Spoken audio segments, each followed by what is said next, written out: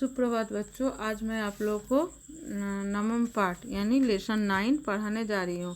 सिकता सेतु मतलब बालू का पुल, सेतु मतलब पुल, बालू से बना हुआ पुल। ये कहानी का नाम है बालू से बना हुआ पुल। ये एक नाटक है। प्रस्तुत ये नाटक है किसके द्वारा रचित है? सोमदेव द्वारा ये रचना किया गया है और ये कथा सरिता सागर से लिया गया है, उस पर आधारित है। तपोबल से तपस्या, तपोबल मतलब तपस्या से विद्या पाने की कोशिश करते हैं एक बालक जिसका नाम है तपोदत्त। तपोदत्त नाम का एक बालक जो तपस्या के बल पर विद्या को प्राप्त करना चाहता है। इसमें यही कहानी है। उसके सामने रास्ता, सही रास्ता दिखाने के लिए भेष बदलकर उसके पास इंद्र आते हैं और उसे गंगा और आकर उसने गंगा नदी के किनारे बालू से सेतु का निर्माण करते हैं। उसे ऐसा देखकर तपोदत्त हंसने लगता है और इस हंसी को देखकर इंद्र बोलते हैं, उत्तर देते हैं कि आप अगर बिना पढ़े लिखे अक्षर ज्ञान के बिना ही तपस्या के द्वारा अगर विद्या प्राप्त कर सकते हैं तो मैं क्यों नहीं बालू से पुल बना सकता हूँ। ये इंद्र कहते हैं तपोदत्त को। और इंद्र के अभिप्राय इच्छा को जानकर तपोदत्त जो है वो तपस्या करना छोड़कर गुरुजनों के मार्ग पर चलकर वो विद्या ठीक ठाक अभ्यास से गुरुकुल में चला जाता है। अभ्यास करने के लिए गुरुकुल चला जाता है। तो इस कहानी में क्या है इस पाठ में कि तपोदत्त नाम का एक बालक रहता है, उसको पढ़ने में मन नहीं लगता है, लेकिन वो घर का दबाव के कारण, गुरुजनों के दबाव के कारण वो तपस्या के द्वारा विद्या को प्राप्त करना चाहता है। तो इस सही रास्ता दिखाने के लिए उस समय इंद्र अपना भेष बदल कर आते हैं गंगा नदी के किनारे, बालू से अपना एक पुल का निर्माण करता है। तपोदत्त इसको देखकर हंसने लगता है और पूछता है कि कभी बालू से पुल बनाया जा सकता है?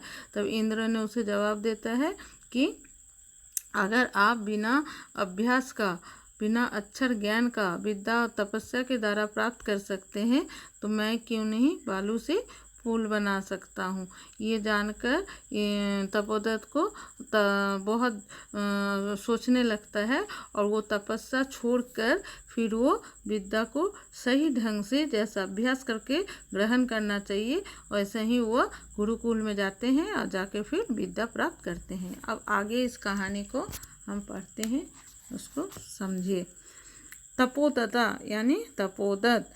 अहम अस्मि तपोदत्ता बाल्ये पितृचरणे क्लेश्यमान अपि विद्यां न अधीतवानस्मि। इसका मतलब हुआ कि तपोदत्त, मैं तपोदत्त हूँ। तपोदत्त बोलते हैं कि मैं क्या हूँ? तपोदत्त हूँ।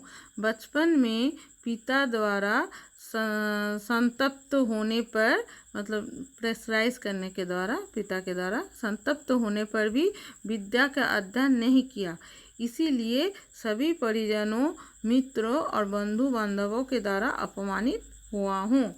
तो तपोदत्त अपने आप में क्या बोलते हैं कि मैं तपोदत्त हूँ। बचपन में मेरे पिता ने मुझे विद्या के अध्ययन के लिए बहुत कोशिश किए और मैं जब विद्या अध्ययन नहीं किया तो मेरे परिवार के गुरुजन, मित्र, बंधु, भाई सब मुझे अपमानित करने लगे।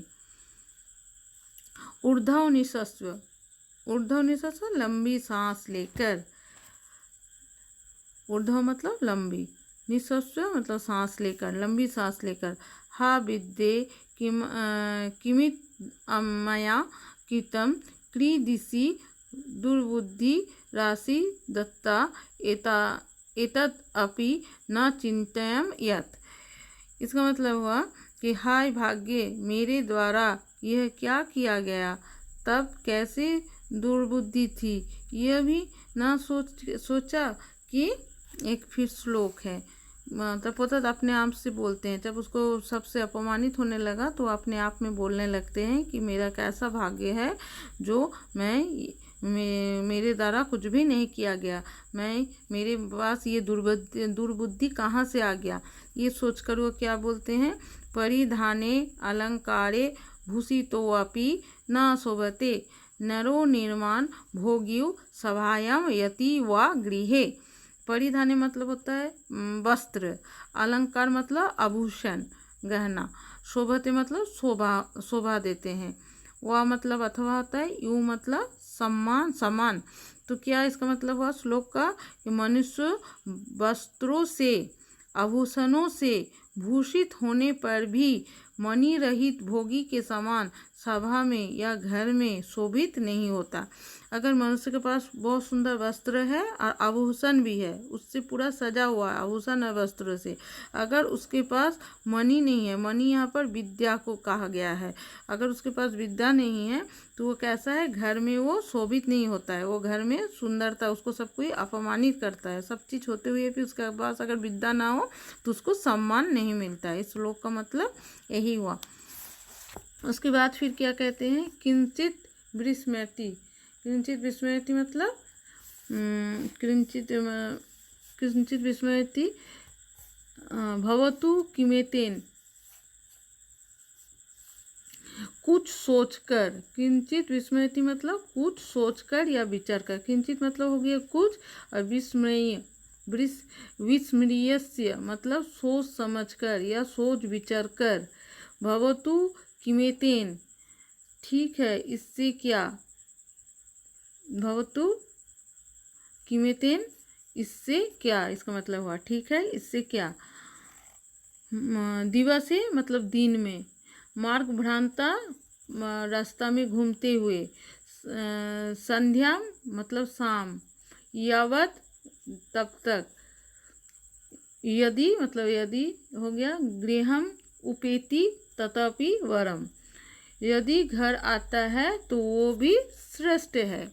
इसका मतलब है कुछ सोच समझकर, अपने में वो तो पढ़ने का मन नहीं था, तपोदत्त को पढ़ा नहीं, फिर अपने मन में वो सोचने लगा कि मेरे उस प्रकार मेरे बुद्धि में कैसा दुर्बुद्धि आ गया जो हमने ऐसा सोचा और अब पढ़ाई लिखाई नहीं किए। ऐसा विचार करके उसने अपने आप में क्या सोचने लगा कि दिन भर अगर भटक गए रास्ता में और शाम को अगर हम घर आ जाते हैं तो वो भी श्रेष्ठ होता है। हम लोग हिंदी में कहावत बोलते हैं ना, सुबह का भूला शाम को घर आ जाते हैं, तो उसको भूला नहीं कहते हैं। वही चीज़ यहाँ पर लिखा हुआ है कि अगर दिन भर घूम गए और शाम के समय अगर घर आ जाते हैं वो भी श्रेष्ठ ही होता है, उसको हम भूला हुआ नहीं कहते हैं।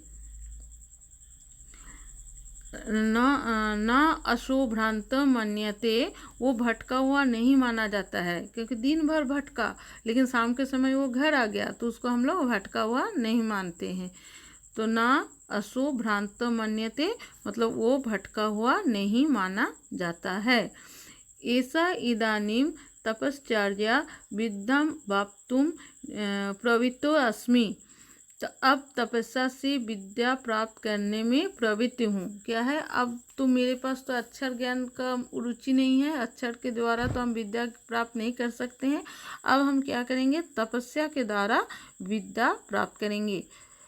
ये कौन सोचा, तपोदत्त बोला कि ठीक है, हमसे विद्या नहीं प्राप्त हुआ, अक्षर ज्ञान प्राप्त हुआ, उस समय मेरा दुर्बुद्धि हो गया था, लेकिन अब उसी पर वो कहने लगता है कि अगर सुबह हम दिन भर अगर घूम गए, संध्या के समय अगर हम घर आ गए तो हम फिर भी हम श्रेष्ठ है, हमको भटका हुआ कोई नहीं मानेगा। इसलिए अब हम क्या करें, तपस्या के द्वारा विद्या को प्राप्त करता हूँ। क्या है, जलोच्छ्वध्वनिं श्रूयते। जल मतलब पानी, जल के उछलने की ध्वनि सुनाई देता है। पानी नदी में चाहे सागर में जब पानी उछलता है तो उसकी एक आवाज़ आती है, तो वही जल के उछलने की ध्वनि आवाज़ सुनाई देती है, किसको, तपोदत्त को। और उसने क्या कहते हैं कि अरे आयम मतलब अरे, कुतो आयाम कलोहलम छलन ध्वनिम, इसका मतलब हुआ अरे ये तरंगों के उछलने की ध्वनि कहाँ से है, जो आवाज़ आ रहा है पानी के उछलने का, ये कहाँ से आ रहा है। अपने आप में सोचने लगा कि ये पानी का जो उछलने की आवाज़ है, ध्वनि है, ये कहाँ से आ रहा है। कुतो मतलब कहाँ, आयम मतलब यह, कलोच्छने मतलब पानी का उछलने का, ध्वनि मतलब ध्वनि। तो अरे ये तरंगों के उछलने की ध्वनि कहाँ से आ रहा है। महत्मत्स्यो मकरो व भवेत मतलब बड़ी मछली अथवा मगरमच्छ हो। मगरमच्छ और बड़ी मछली अगर पानी में उछलने लगे तब ऐसा आवाज़ होता है, इसलिए उसने सोचा कि यहाँ कोई पानी में बड़ी मछली आ गया होगा या मगरमच्छ हो गया, तभी इसी का आवाज़ आ रहा है। पश्यामी तावत तो देखता हूँ, ये सोचकर वो नदी के किनारे जाने लगता है। ये सोचकर पुरुषम एकम सिक्ताभि सेतु निर्माणम प्रयासम कुर्याम दृष्ट्वा सहसम। एक पुरुष को बालू से पुल के निर्माण का प्रयास करता हुआ देखकर हंसने लगता। वो जब गया मगरमच्छ है या पानी में बड़ी मछली है ये देखने के लिए, तो वहाँ पर क्या देखा उसने कि एक व्यक्ति यानी पुरुष क्या कर रहे हैं, बालू से एक पुल का निर्माण कर रहे हैं। ये जो व्यक्ति बालू से पुल का निर्माण कर रहा है ये इंद्र भगवान थे, जो अपने भेष बदल कर आके उसे शिक्षा देने के लिए वो बालू का पुल का निर्माण कर रहे थे। हंता हाय, हंता मतलब यहाँ पर हाय होगा। हंता नास्य भाव जगति मूर्खानाम। हाय, संसार में मूर्खों का अभाव नहीं है। उसको देखकर उसने बोलता है तपोदर कि संसार में क्या है, मूर्खों का अभाव नहीं है, क्योंकि बालू से कभी पुल बन सकता है, ये सोचकर उसने बोलता है। फिर तीव्र प्रवाहायाम, तीव्र मतलब बहुत तेज, प्रवाह वाली नदी में, वो भी इतना तेज, गंगा नदी के किनारे है इसलिए गंगा नदी बहुत तेज बहती है, इसीलिए बोलते हैं कि तीव्र प्रवाह वाली नदी में ये मूर्ख बालूका से पुल निर्माण करने का प्रयास करता है। प्रयास मतलब कोशिश करता है। वो अपने सोचने लगा कि ये मूर्ख कितना है व्यक्ति जो इतना तीव्र तेज बहने वाली नदी के सामने पुल से ये बालू से पुल का निर्माण कर रहा है, कोशिश कर रहा है बनाने का। साहष्टहासम पार्श्यम उपते मतलब जोर से हंसकर पास जाकर, उस पुरुष के जोर से हंसता है उसको देखकर उसकी मूर्खता पर, और फिर पास जाकर उसके पास चला जाता है। भो महाशया बोलते हे महाशय, किमादिम विधायते आप ये क्या कर रहे हैं। अलम अलम तौ श्रमीन प्रश्न, तुम्हारी व्यर्थ परिश्रम से क्या, ये जो तुम परिश्रम कर रही ये व्यर्थ है, बेकार है, क्योंकि बालू से पुल नहीं निर्माण हो सकता है, गंगा के नदी का पानी से ये बहकर चला जाएगा। ये सोचकर बोलते हैं कि हे महाशय आप यो क्या कर रहे हैं, तुम्हारे व्यर्थ परिश्रम से क्या, देखो, पश्य मतलब देखो। फिर एक श्लोक है, राम